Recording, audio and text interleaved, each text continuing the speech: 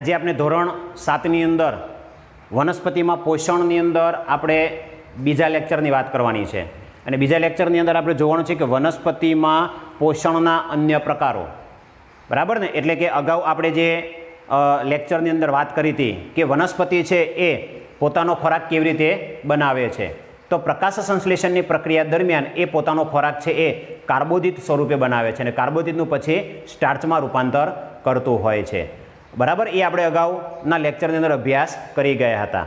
પણ કેટલીક વનસ્પતિઓ એવી છે કે જે અમુક વનસ્પતિ એવી છે કે એની અંદર હરિતકણ આવેલું હોતું નથી. તો આપણને પ્રશ્ન થાય કે ભાઈ અમુક વનસ્પતિઓમાં હરિતકણ ન હોય તો એ પોતાનો ખોરાક છે એ કેવી રીતે બનાવી શકે? કારણ કે વનસ્પતિમાં જો હરિતકણ આવેલું હોય તો જ એ પોતાનો ખોરાક બનાવી શકે છે, પણ હરિતકણ જ ન હોય તો પોતાનો ખોરાક કેવી રીતે બનાવી શકે? એ પોતાનું પોષણ છે એ કેવી રીતે મેળવે છે, બરાબર ને? તો વનસ્પતિની અંદર હરિતદ્રવ્ય છે એટલે એ પોષણ પોતાની જાતે કરે છે, પણ જ્યારે અન્ય જે પ્રાણીઓ છે કે મનુષ્ય સહિતના જે પ્રાણીઓ છે, બરાબર, એ બધા જ શું કરે છે કે બીજા ઉપર આધાર રાખે છે, એટલે કે પરાવલંબી હોય છે. એટલે કે પરાવલંબી એટલે કે બીજા ઉપર આધાર રાખતા હોય છે. તો જે વનસ્પતિમાં હરિતકણ આવેલા હોતા નથી એવી વનસ્પતિઓ પણ ખોરાક માટે પરાવલંબી હોય છે, એટલે કે બીજા ઉપર આધાર રાખતા હોય છે. તમે ઘણી વખત અમુક વનસ્પતિ ઉપર તમે જોયું હશે કે પીળા રંગની પ્રકાંડ ધરાવતી પાતળી આપણને વેલા સ્વરૂપની વનસ્પતિ જોવા મળતી હોય છે, બરાબર? જે આખા જે વૃક્ષ છે એની ફરતે પીળા રંગનું થઈ ગયેલું હોય છે. અહીંયા તમે આકૃતિની અંદર જોઈ શકો છો, બરાબર? તો એ જે વનસ્પતિ છે એ પોતે પર્ણો ધરાવતી નથી, વેલા પ્રકારની વનસ્પતિ છે, એ પોતે પર્ણ ધરાવતી નથી, એટલે એની અંદર હરિતકણ હોતું નથી, એટલે એ પોતાની જાતે ખોરાક બનાવી શકતો નથી. પણ એ શું કરે છે કે એ જે વનસ્પતિ ઉપર જે આધાર રાખે છે, બરાબર, એટલે કે યજમાન વનસ્પતિ ઉપર રહી અને એને જે ખોરાક બનાવેલો હોય એનો સીધો તૈયાર ખોરાક તરીકે ઉપયોગમાં લેતું હોય છે. એટલે કે યજમાન જે વૃક્ષ ઉપર એ હોય, બરાબર ને? એટલે કે વનસ્પતિ એટલે કે જે વૃક્ષ પર વેલો હોય, બરાબર, એને યજમાન કહેવામાં આવે છે. એને શું કહીશું આપણે? યજમાન. તો યજમાન કોને કહીશું? તો જે વનસ્પતિ એટલે કે વૃક્ષ ઉપર આરોહણ કરે છે, જે વૃક્ષ ઉપર ચઢે છે અને એ જે વૃક્ષમાંથી ખોરાક મેળવે છે એને યજમાન કહેવામાં આવે છે. અને પોતે એમાંથી પોષણ મેળવે છે, એટલે એ જે વેલ છે એ પોતે શું થઈ જશે? પરોપજીવી થઈ જશે. એ જે વેલ છે એને આપણે પરોપજીવી કહેવામાં આવે છે, એટલે કે બીજા ઉપર આધાર રાખે છે ખોરાક માટે. તો આપણે અને બીજા પ્રાણીઓ પણ વનસ્પતિ પર નભતા પરોપજીવીઓ છીએ. પ્રશ્નાર્થ છે, બરાબર ને? તો આપણે પણ બીજી વનસ્પતિઓ ઉપર અને પ્રાણીઓ પર નભતા પ્રાણીઓ છીએ, તો એના વિશે વિચારવાનું છે તમારે, બરાબર? કરશ એટલે કે તમે એવી વનસ્પતિઓ વિશે સાંભળ્યું છે કે જે પ્રાણીઓનો ખોરાક તરીકે ઉપયોગ કરતી હોય છે. કેટલીક એવી વનસ્પતિઓના પણ આપણે નામ સાંભળેલા હોય છે કે જે ખોરાક તરીકે શેનો ઉપયોગ કરે છે? પ્રાણીઓનો ઉપયોગ કરે. એવી વનસ્પતિઓ પણ જોવા મળે છે.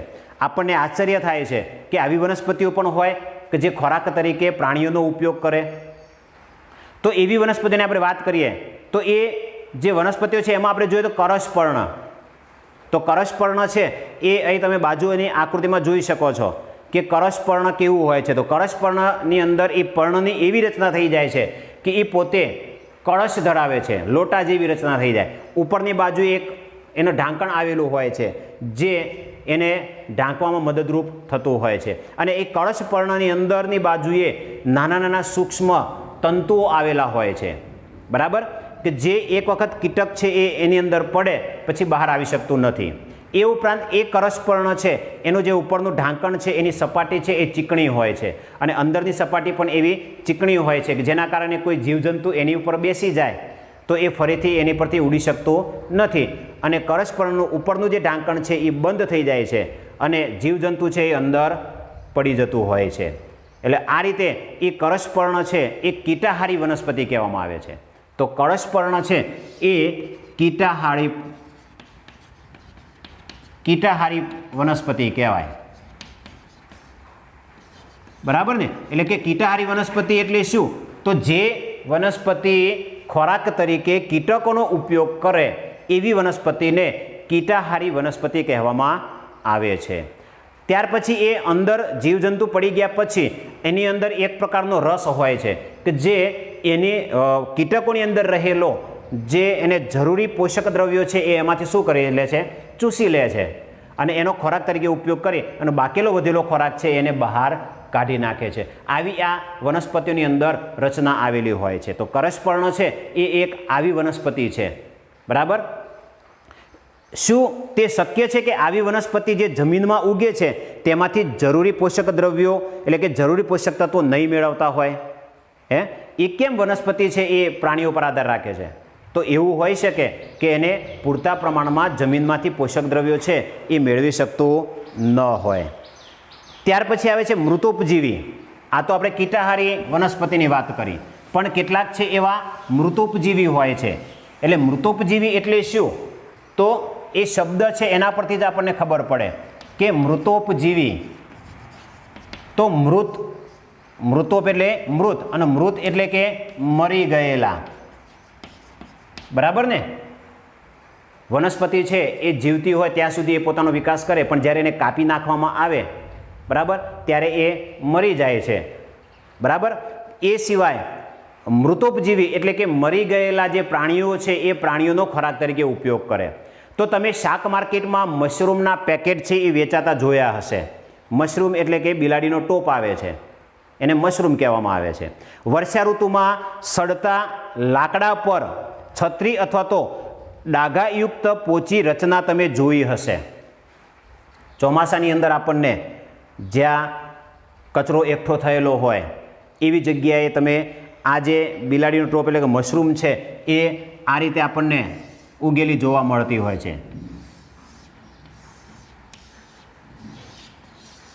તમે દરેક કે આ જે છે એ મશરૂમ છે જે તમે જોયેલી છે, ઉકરડો હોય ને ત્યાં ખાસ આપણને આ જોવા મળે છે. તો આ મૃતોપજીવી એટલે કે સડી ગયેલા જે વનસ્પતિના અવશેષો છે એમાંથી એ પોષણ મેળવે છે અને એમાંથી એ પોતાનો વિકાસ કરતો હોય છે. એટલા માટે એને મૃતોપજીવી સજીવ કહેવામાં આવે છે. તો આ જે પોષક તત્વો ક્યાંથી મેળવે છે?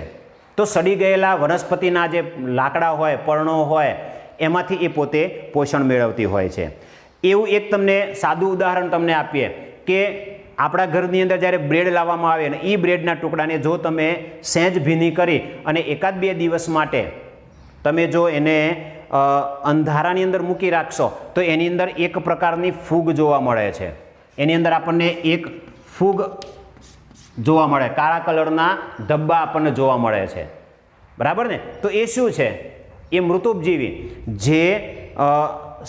જે બ્રેડ છે એ બ્રેડમાંથી પોતે પોષણ મેળવે છે અને પોતાનો છે એ વિકાસ કરતું હોય છે.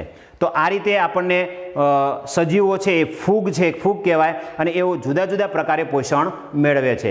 તેઓ મૃત અને સડી ગયેલા પદાર્થો પર પાચક રસોનો સ્ત્રાવ કરે છે અને દ્રાવણમાં ફેરવે છે.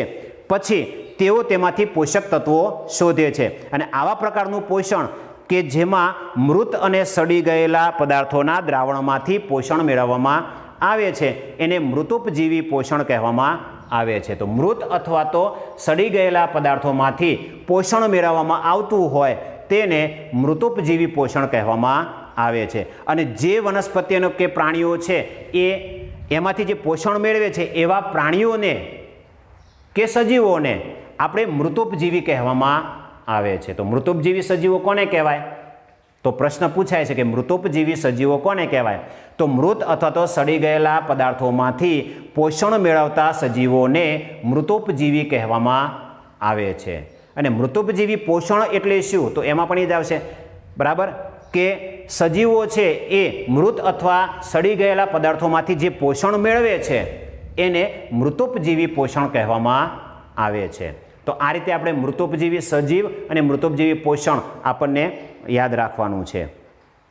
આપણા ચામડા, કપડાં કે બીજી કોઈ વસ્તુઓ છે કે જે ગરમ કે હુંફાળા જગ્યાએ લાંબા સમય સુધી જો રાખવામાં આવે તો એની અંદર પણ આપણને ડાઘા જોવા મળે છે. ખાસ કરીને ચોમાસાની અંદર જે તમે વાતાવરણ થાય ત્યારે ચામડાના બૂટ છે એની અંદર જો પડી રહેલા હોય અને સહેજ જો ભીના થઈ ગયા હોય તો 2-3 દિવસ પછી 4 દિવસ પછી એની અંદર નાની એમથી ફૂગ ઉગી નીકળેલી જોવા મળે છે આપણને. તો એ શું છે? એ સજીવો છે અને એ જે ચામડું છે એ ચામડામાંથી પોતે પોષણ મેળવી અને પોતાનો વિકાસ કરે છે. ચામડું છે એ મૃત અવસ્થામાં છે, બરાબર. એટલે આ રીતે મૃતોપજીવી વસ્તુઓ જે મૃતોપજીવી સજીવો છે એ મૃત અથવા તો સડી ગયેલા પદાર્થોમાંથી પોષણ મેળવતા હોય છે. સામાન્ય રીતે ફૂગના બીજાણુઓ છે હવામાં જોવા મળે છે. જ્યારે તેઓ ભીના અને હુંફાળી સપાટી ઉપર આવે છે ત્યારે તેઓ અંકુરિત થાય છે. મેં કીધું એમ એ હવાની અંદર આપણને જોવા મળતા હોય છે. જ્યારે એને હુંફાળી સપાટી મળે, બરાબર, ત્યારે એ પોતે એનો વિકાસ કરતા હોય છે, બરાબર. એટલે આ રીતે એ પોતે વૃદ્ધિ કરે છે, અંકુરિત થાય છે અને વસ્તુઓને ખરાબ કરે છે. અને વસ્તુઓ શું થઈ જાય છે? ખરાબ થઈ જાય છે. કેટલાક સજીવો સાથે જીવતા હોય, આ તો મૃત અને સડી ગયેલા છે એમાંથી મેળવે છે, પણ કેટલાક બે સજીવો હોય તો કેટલાક સજીવો એવા હોય છે કે પોતાની સાથે જીવતા હોય છે. વસવાટ અને પોષક તત્વો માટે સહભાગી બને છે. વસવાટ માટે પણ સહભાગી બને. વસવાટ અને પોષક તત્વો માટે સહભાગી બને. હવે આ જે શબ્દ છે ખાસ યાદ રાખજો. સહભાગી એટલે કે બંને ભાગીદાર થતા હોય છે. એટલે કે સહભાગી એટલે કે સહજીવન ગુજારે છે, એકબીજાને મદદ કરીને સહજીવન ગુજારતા હોય છે. દાખલા તરીકે ફૂગ એ વનસ્પતિના મૂળ પર જોવા મળે છે.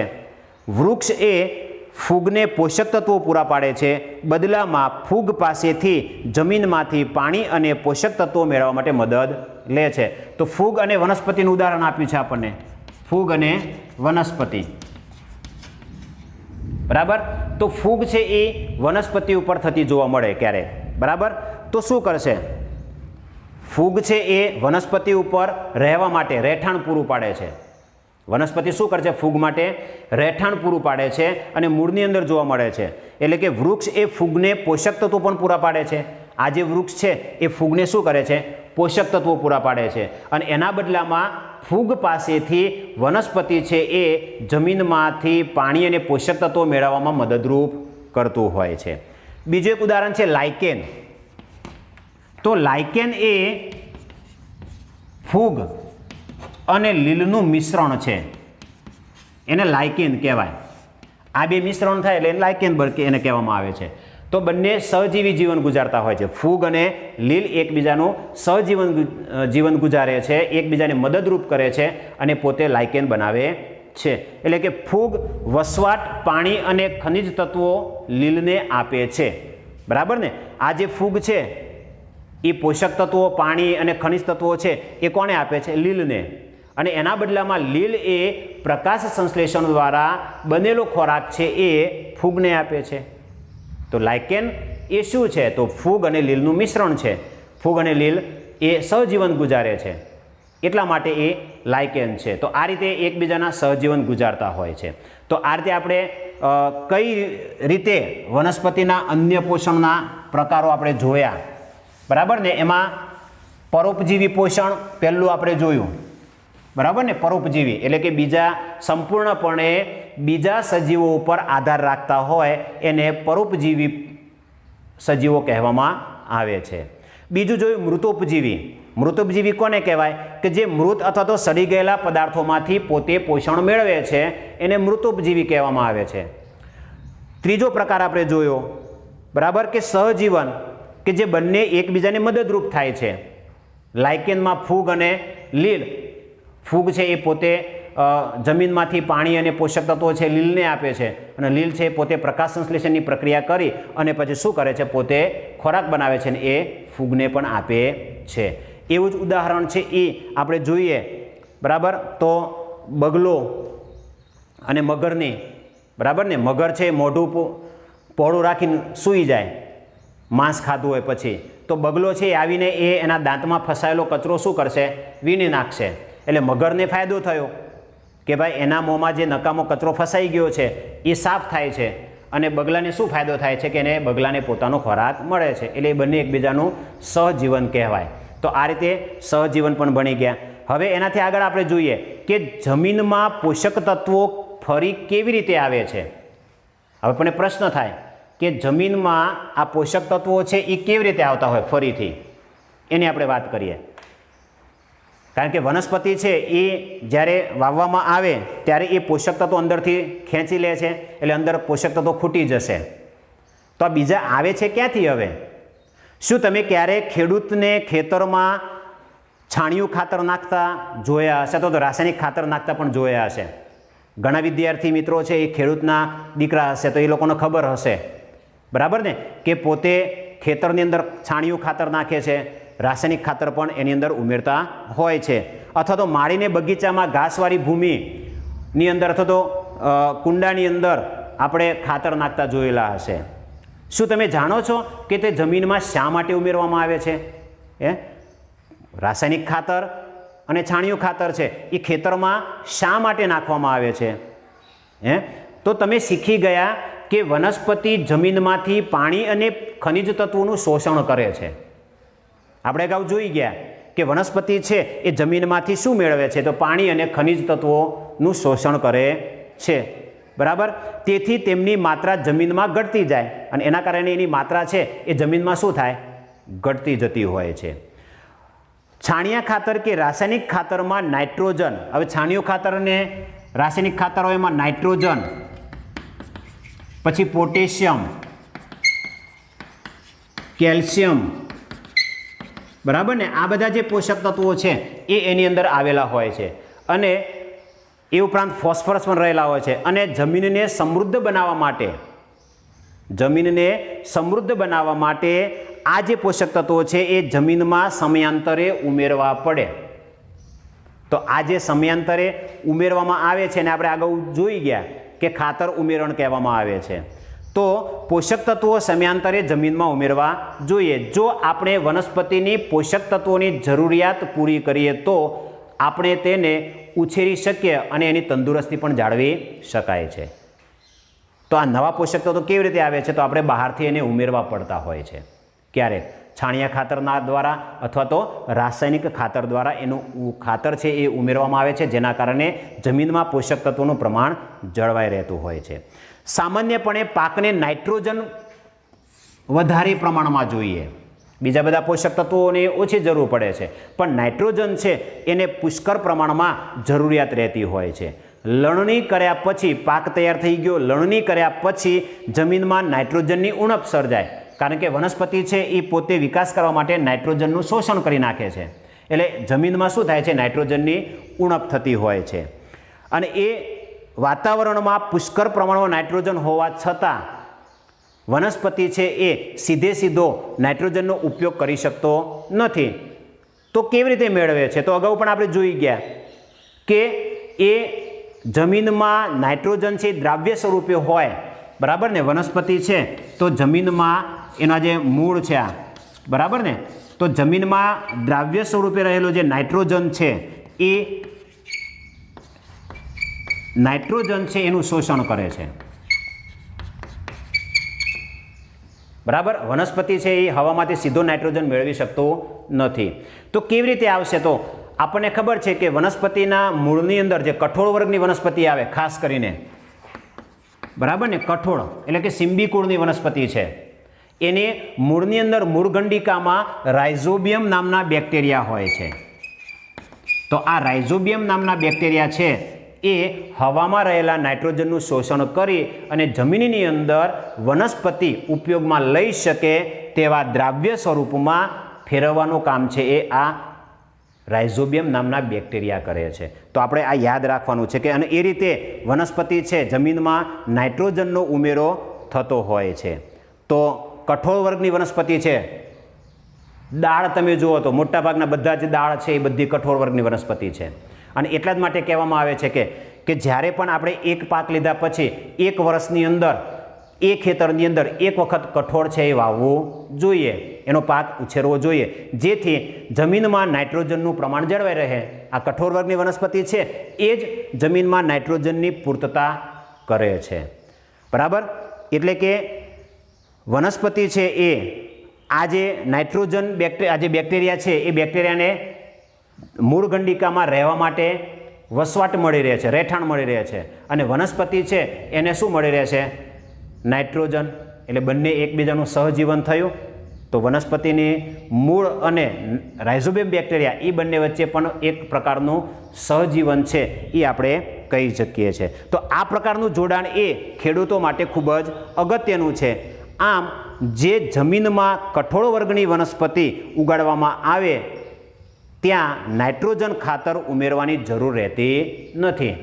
એટલે બહારથી આપણે યુરિયા ખાતર છે એ નાખવાની જરૂર પડે નહીં, બરાબર ને? કારણ કે રાસાયણિક ખાતરનો ઉપયોગ કરવાથી જમીનને નુકસાન થશે. એટલે આપણે વર્ષમાં એકાદ વખત ખેતરની અંદર કઠોળ વર્ગની વનસ્પતિ વાવવાથી નાઇટ્રોજન ઉમેરવાની જરૂર પડતી નથી. તો આ પ્રકરણની અંદર આપણે અભ્યાસ કર્યો કે મોટાભાગની વનસ્પતિ છે સ્વયંપોષી છે. મોટાભાગની વનસ્પતિઓ કેવી છે? સ્વયંપોષી, પોતાની જાતે ખોરાક બનાવે છે. પણ અમુક વનસ્પતિઓ છે કે જે પરપોષી છે, એટલે કે બીજા ઉપર પોષણ મેળવવા માટે બીજા ઉપર આધાર રાખવો પડતો હોય છે. એટલે કે એ ઉપરાંત મૃતોપજીવી પણ હોય છે. તેઓ પોતાનું પોષણ છે એ બીજા સજીવો પાસેથી મેળવતા હોય છે. બધા જ પ્રાણીઓ છે એ પણ તમે જોશો તો પરપોષી કહેવાય. બધા જ પ્રાણીઓ આવી ગયા. પ્રાણીઓ બધા પરપોષી છે. કોઈ એકેય પ્રાણી એવું નથી કે પોતાની જાતે ખોરાક બનાવે, બરાબર? એટલે એ પરપોષી શ્રેણીમાં સમાવેશ થાય છે. કારણ કે ખોરાક અને પોષણ મેળવવા માટે એમને બીજા પ્રાણીઓ કે વનસ્પતિઓ ઉપર આધાર રાખવો પડતો હોય છે. તો શું આપણે પણ કીટાહારીઓને આંશિક પરપોષી કહી શકીએ? કીટાહારી વનસ્પતિ છે એને આંશિક પરપોષી કહેવાય.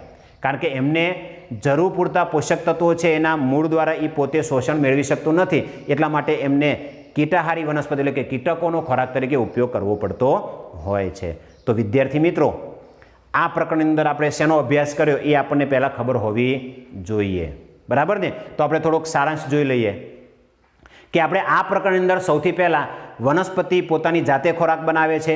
કઈ પ્રક્રિયા દરમિયાન? તો પ્રકાશ સંશ્લેષણની પ્રક્રિયા દરમિયાન.